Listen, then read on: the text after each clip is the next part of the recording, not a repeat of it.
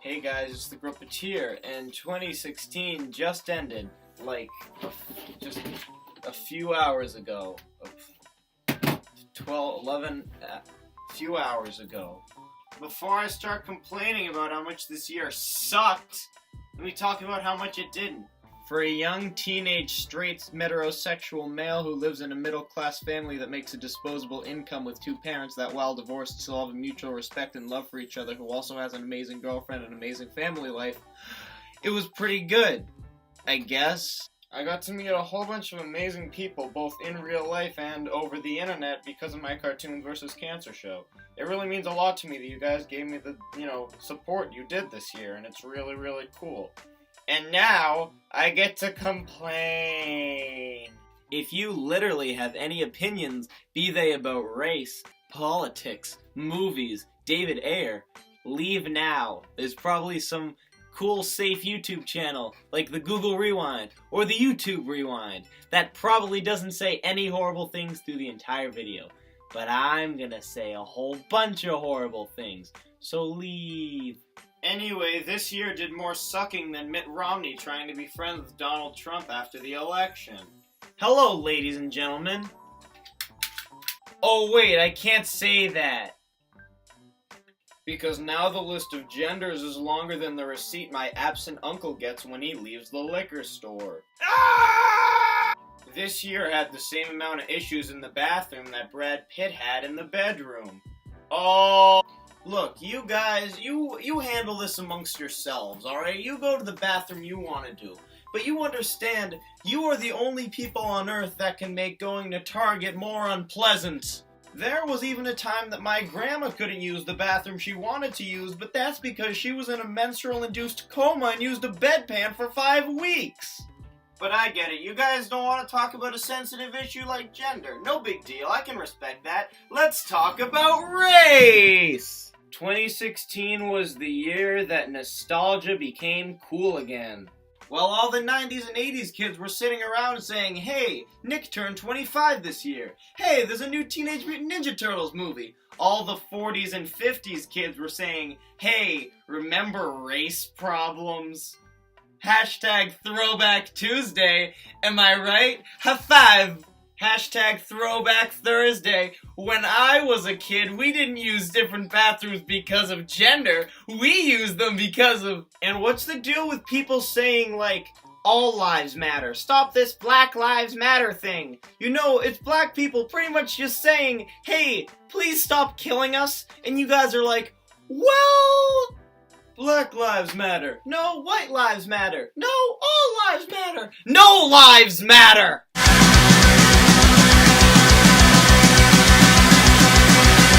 And speaking of people who think they can make a difference, I mean, electoral college liberals. Hear me out for a second. And you know what I'm talking about, right? Like, these people who are all over the Facebooks and the Twitters, and they're like, hey guys, Donald Trump might have gotten all the electoral votes, but the Electoral College hasn't voted yet. What if, hear me out, there was still time to save Hillary?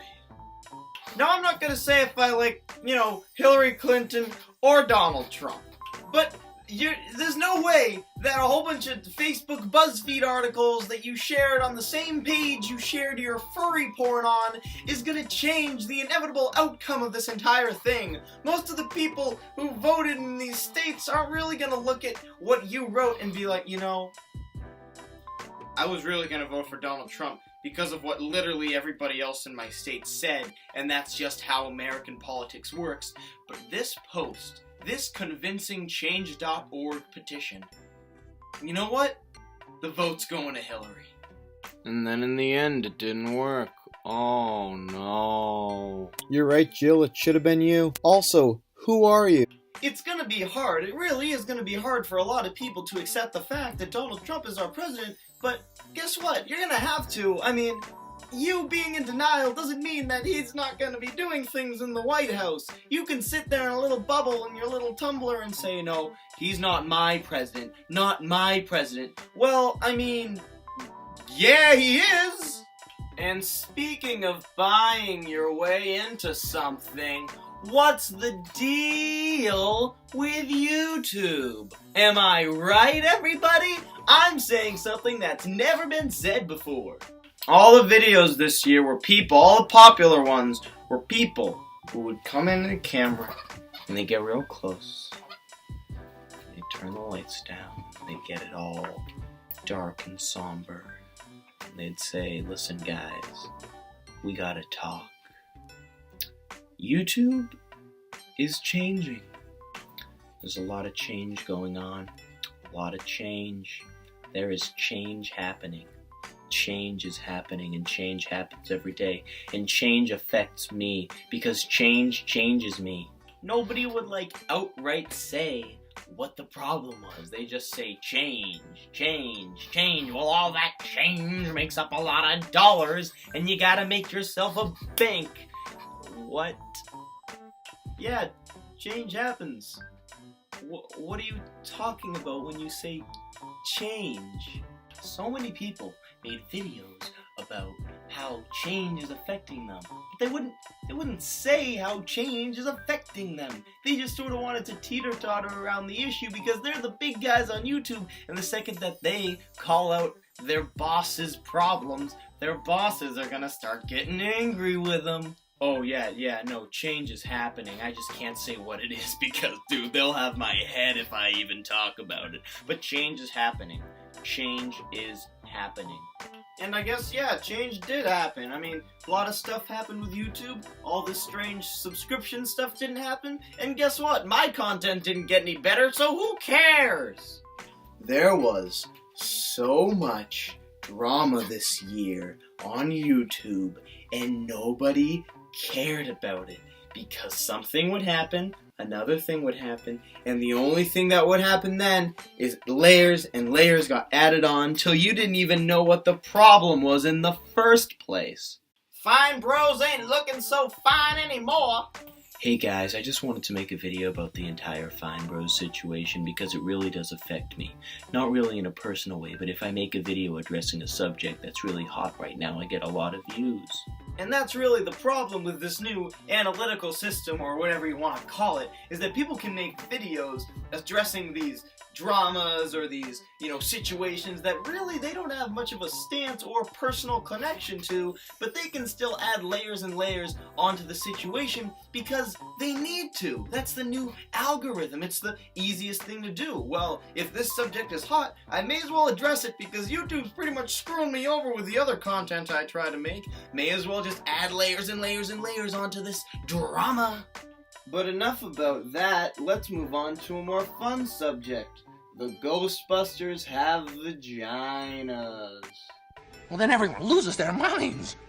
Not only did no one in the world want to see another Ghostbusters movie, they had to make them women. That's the only way they could get people into the theaters, because it created a buzz. If you did like the new movie, then you hate the original. You betrayed it. If you didn't like the new movie, you hate women. You're just a sexist. This movie really means a lot to me because it shows that women can be funny. It's not like a shocking revelation that women can be funny. You know who Lucille Ball is? Oh wait, am I too retro hipster to know who Lucille Ball is? Ugh. Go watch this because you'll start laughing, and it was decades ago and she's still just as funny as can be. Lucy was... Your words can't describe her talent. Everyone knows women can be funny. They've been funny for millions of years. The thing with this movie is people use it to say, obviously women can be funny. But the movie, it's not funny. Why do you use this movie as an example? Because they're all girls? What? Am I gonna take the movie Goodfellas and say, it's an all-men cast, so all men are mobsters? Duh! And what about Suicide Squad? Suicide Squad was a bigger mess than My Bar Mitzvah.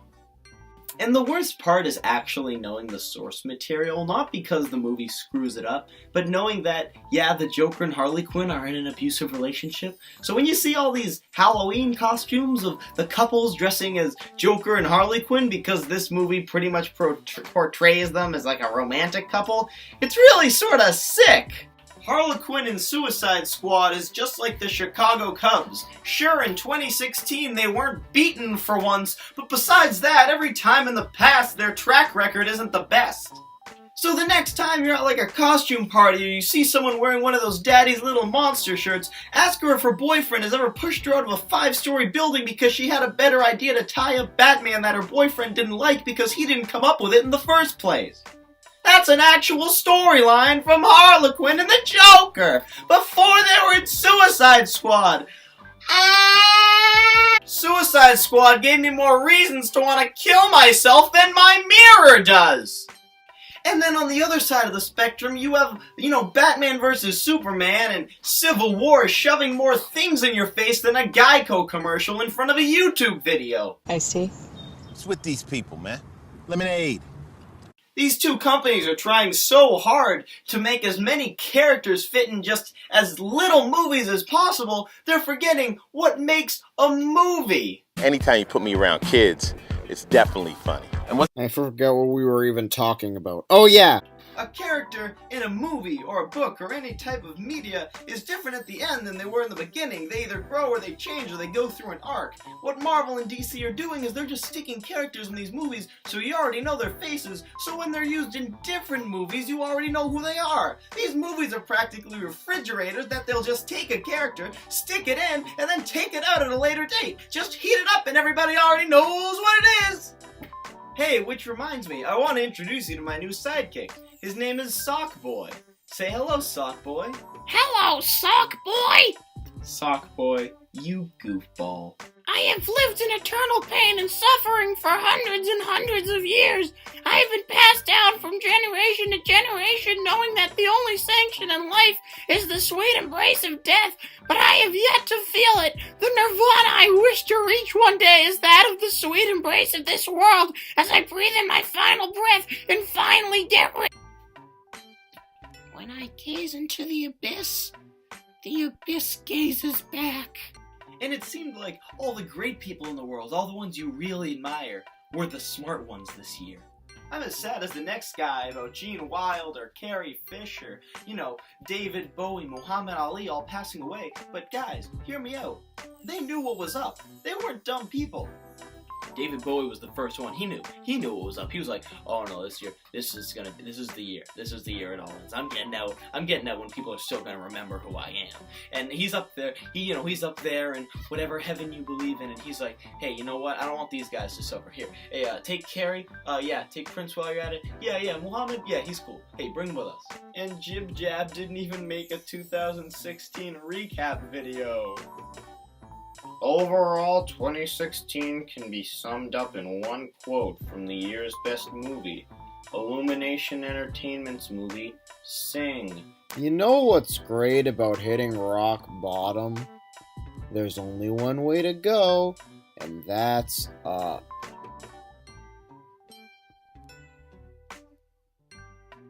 So, ladies, gentlemen, pans, trans, bis, and tries, 2016 is over.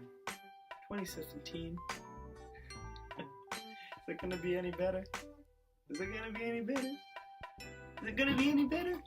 I'm starting to think that the years are coming out like Harry Potter movies.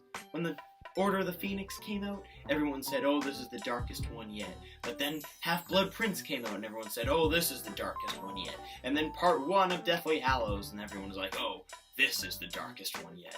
And then Part 2 came out, and they said, okay, this is the last movie, it can't get any darker. And then Fantastic Beasts comes out with all those belt kids getting whipped. Oh, by the way, spoilers. And everybody's like, alright, this is as bad as it can get. Well, that's this span of the year. 2016 was like the Sorcerer's Stone. Sure, right now, doesn't seem that bad. Sorcerer's Stone, you watch it now, you're like, oh, it's not that scary. But when it came out, Chamber of Secrets was after it. And then they said, oh, that's the darkest one yet. And then Prisoner of Azkaban, oh, that's the darkest one yet. Well, these years are gonna play out the same way.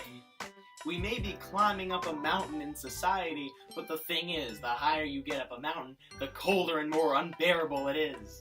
So what's the message I'm trying to make with this entire video? Is 2017 gonna be any better?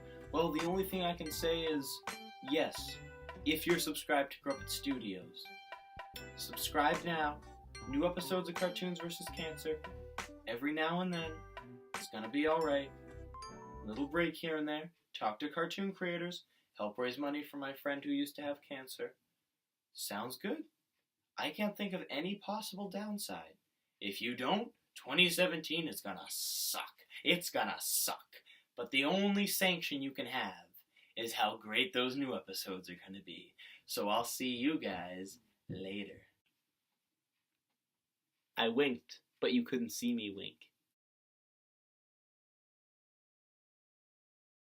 Overall, 2016 can be summed up in one quote from the year's best movie, Illumination Entertainment's movie, Sing. This stage is about to explode with Major Piggy Power!